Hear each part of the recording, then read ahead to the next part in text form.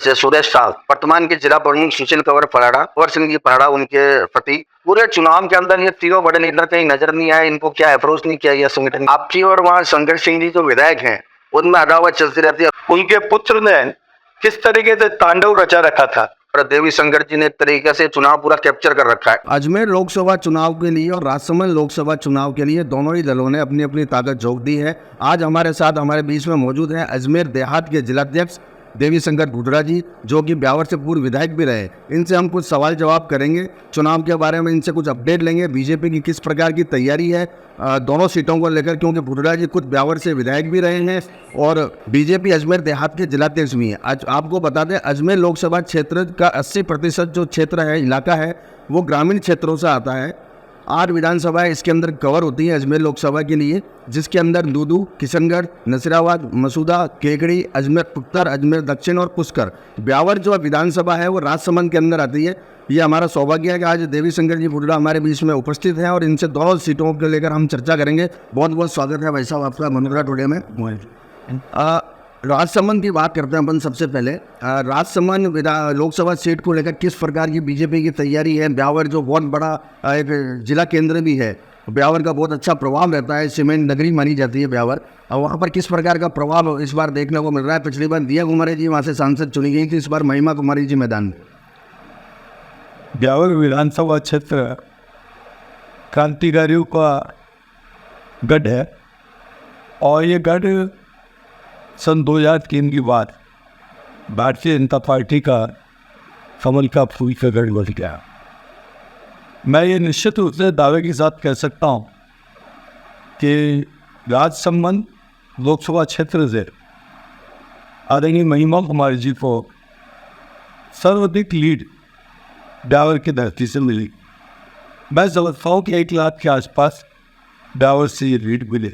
ये ब्यावर सिटी की बात कर रहे हैं आप या पूरी विधानसभा? ब्यावर विधानसभा क्षेत्र, ब्यावर विधानसभा से 1 लाख की लीड की आप बात कर रहे हैं। एक चीज़ और हम जानना चाह रहे थे कि आप हमारे स्टूडियो के अंदर भी और हमारे मरुद्रा टुडो के रिपोर्टर को भी वहाँ के ब्यावर के लोगों ने मैसेज दिया कि आपकी और वहाँ शंकर सिंह जी जो विधायक हैं उनमें अदावत चलती रहती है। रोड शो भी निकला, उसके अंदर शंकर सिंह जी शायद साथ नहीं थे। इस बारे में क्या कहना चाहेंगे?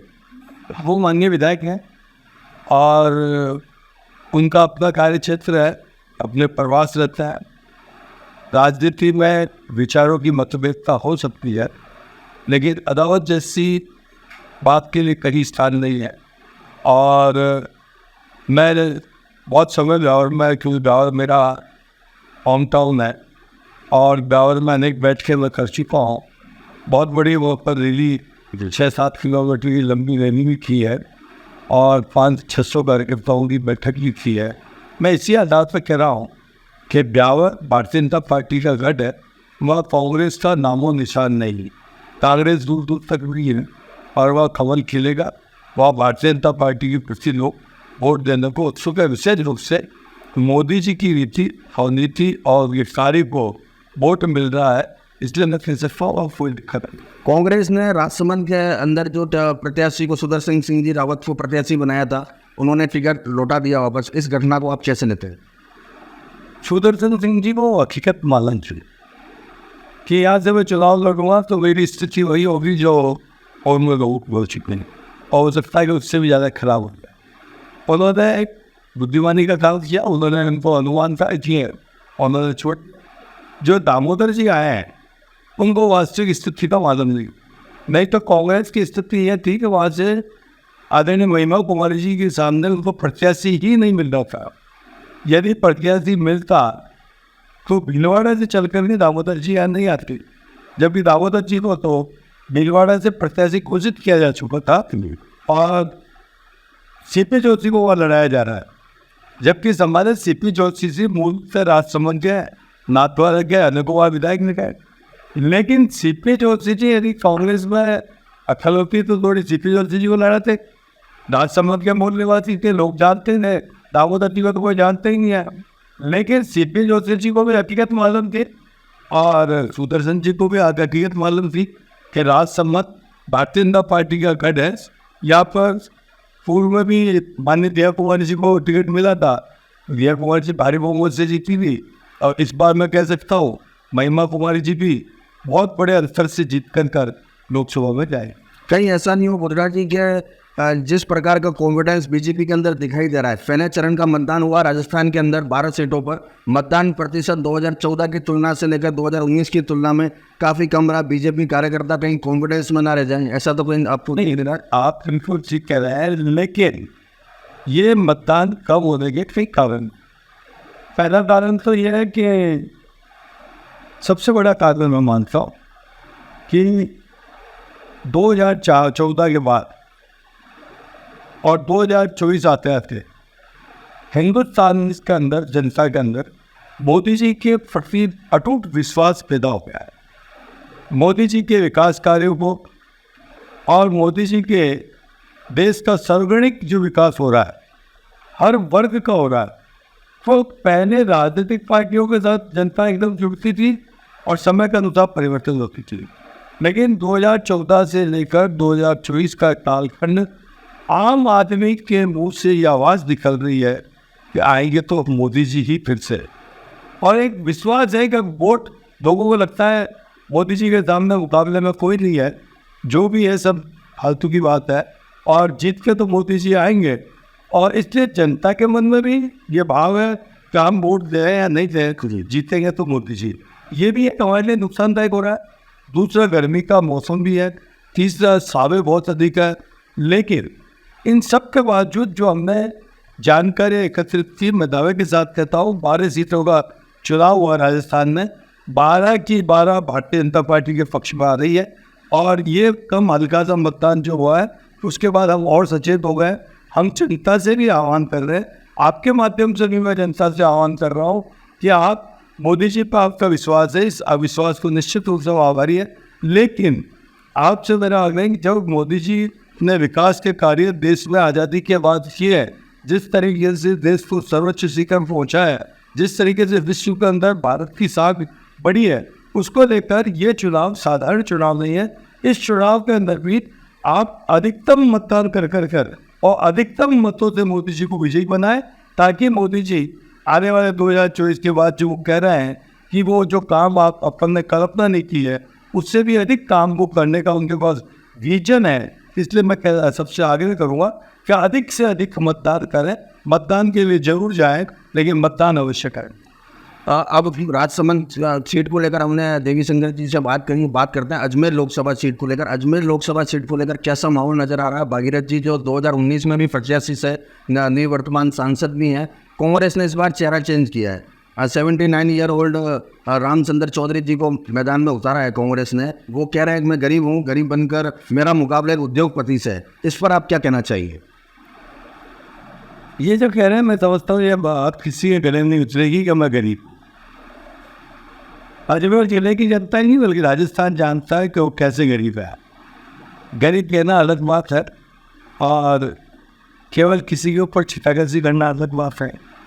वो उद्योगपति है तो एक अच्छी बात है, उद्योगपति है, व्यापार करता है, तो उसमें किसी को तकलीफ होनी भी नहीं चाहिए।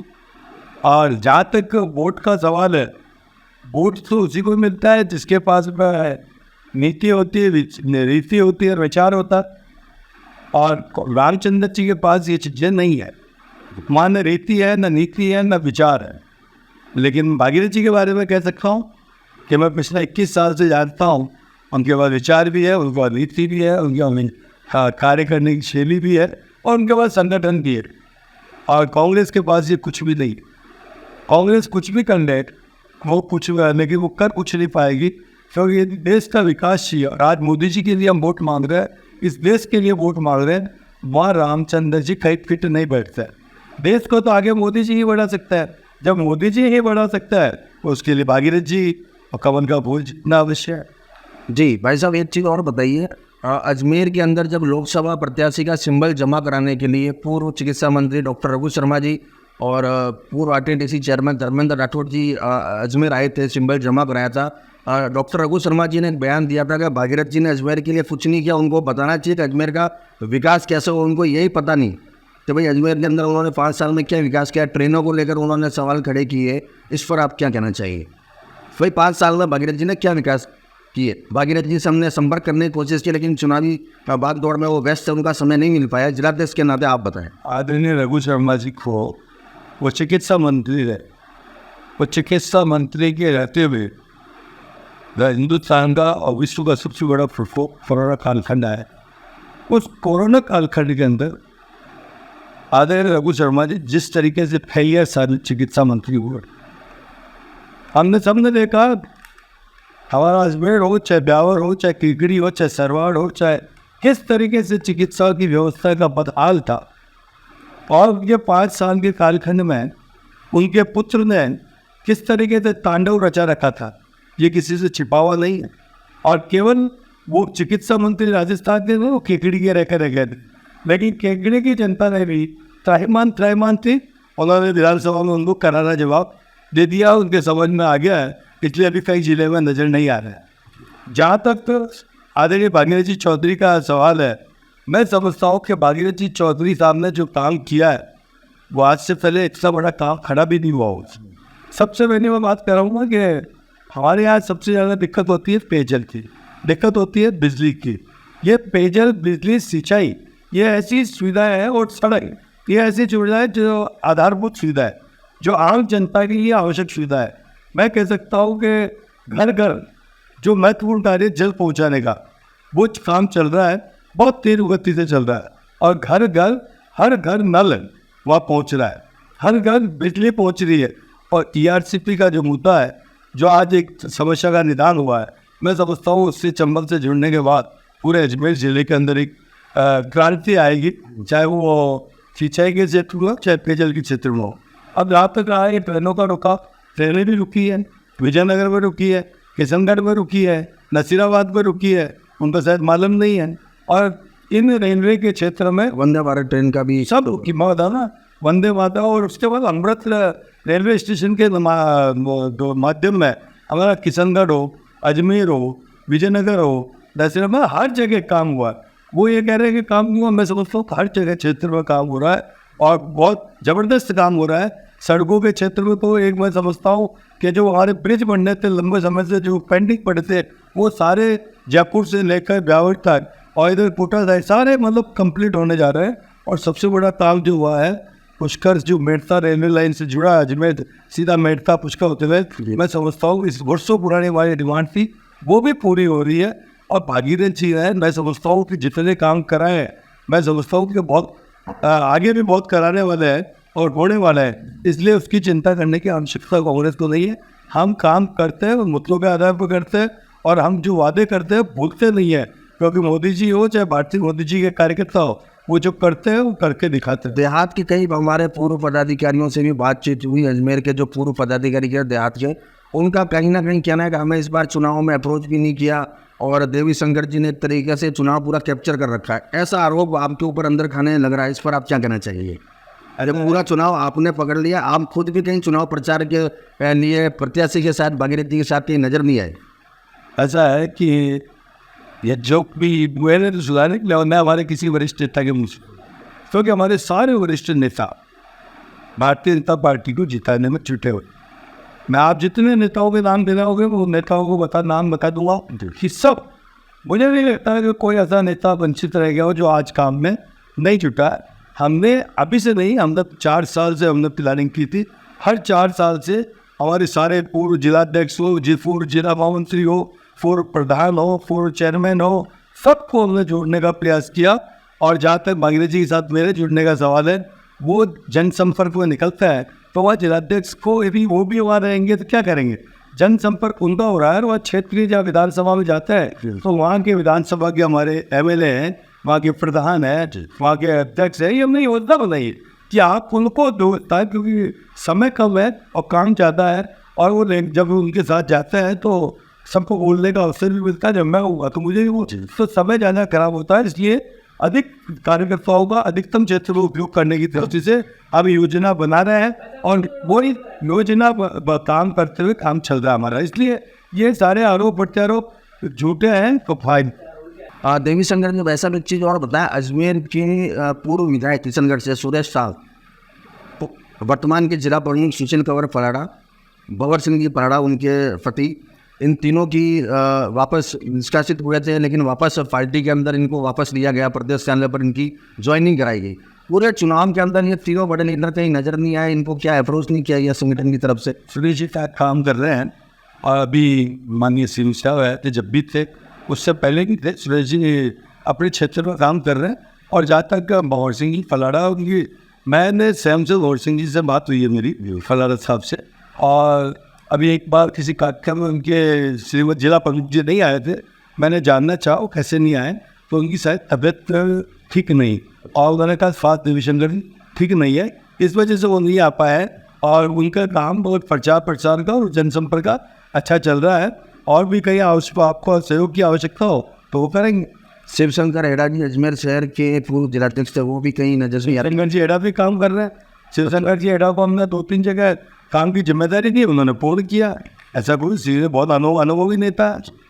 भाई साहब एक चीज़ और बताएं, जो अजमेर देहात के अंदर अपने मोर्चे बने हुए हैं बीजेपी के, युवा मोर्चा, महिला मोर्चा, एससी मोर्चा, एसटी मोर्चा, ओबीसी मोर्चा, इनकी इस चुनाव में क्या भूमिका है, किस प्रकार का काम कर रहे हैं? सारे मोर्चे अपने अपने क्षेत्र में काम कर रहे हैं।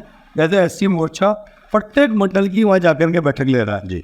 युवा मोर्चा प्रत्येक विधानसभा के अंदर रैलियाँ कर रहा है। आज भी पुष्कर के अंदर रैली है और नसीराबाद में रैली है, बाकी जगह रैलियाँ हो चुकी हैं। ऐसे ओबीसी मोर्चा सम्मेलन किया, ओबीसी मोर्चा ने बहुत बड़ा सम्मेलन अभी विजयनगर के अंदर हुआ है, जिसमें माननीय मंत्री अविनाश जी गहलोत पधारे थे, हमारे जवाहर सिंह जी बैडर आए थे और हमारे हेमराज जी गुजर साहब आए थे, तो बहुत बड़ा सम्मेलन हुआ था। महिला मोर्चे का हमारा खेकड़ी में हुआ था, बहुत बड़ा सम्मेलन हुआ था, आदरणीय दिया कुमार जी आई थी। ऐसे सब जगह सम्मेलन हो रहा है, कोई भी मोर्चा फ्री नहीं है, सब जगह काम चल रहा है। अब बीजेपी की पहचान बूथों को लेकर होती है कि बूथ स्तर पर और पन्ना प्रमुख स्तर पर बीजेपी बहुत मजबूत और बूथ लेवल की रचना करती है। बीजेपी के राष्ट्रीय अध्यक्ष जेपी नड्डा जी का भी आग्रह रहता है इनके कार्यकर्ताओं से कि अपने बूथ को मजबूत करें, तो बूथ को लेकर किस प्रकार की रचना है? यहाँ पर शक्ति के अंदर से लेकर कर मंडल से लेकर शक्ति के अंदर और शक्ति के अंदर से लेकर बूथ तक की बैठ के संपन्न हो गई। उसी का परिणाम यह है कि हम बूथ समितियाँ हमारी एक्टिव हो गई है, पर्चा वितरित होना शुरू हो गया है, घर घर संपर्क अभियान शुरू हो गया है। मैं समझता हूँ कि हमारी चुनाव मतदान के दिन की सारी प्रक्रिया कंप्लीट हो गई है। 25 तारीख को हम एक बार फिर उस सब चीज़ों को रिवाइज करें।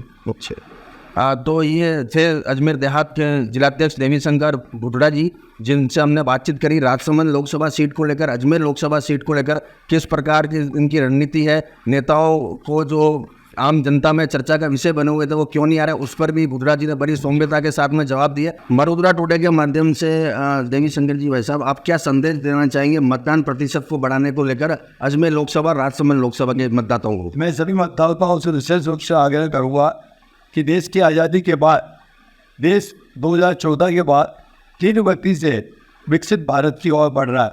इसलिए मेरा आप सबसे आग्रह, देश के राष्ट्रवाद के लिए, आत्मनिर्भर भारत के लिए, विकसित भारत के लिए, जो देश तीन गति से आगे बढ़ रहा है, इसमें आहुति डालने के लिए आप अपना मत अवश्य दें और मोदी जी को मजबूत करें।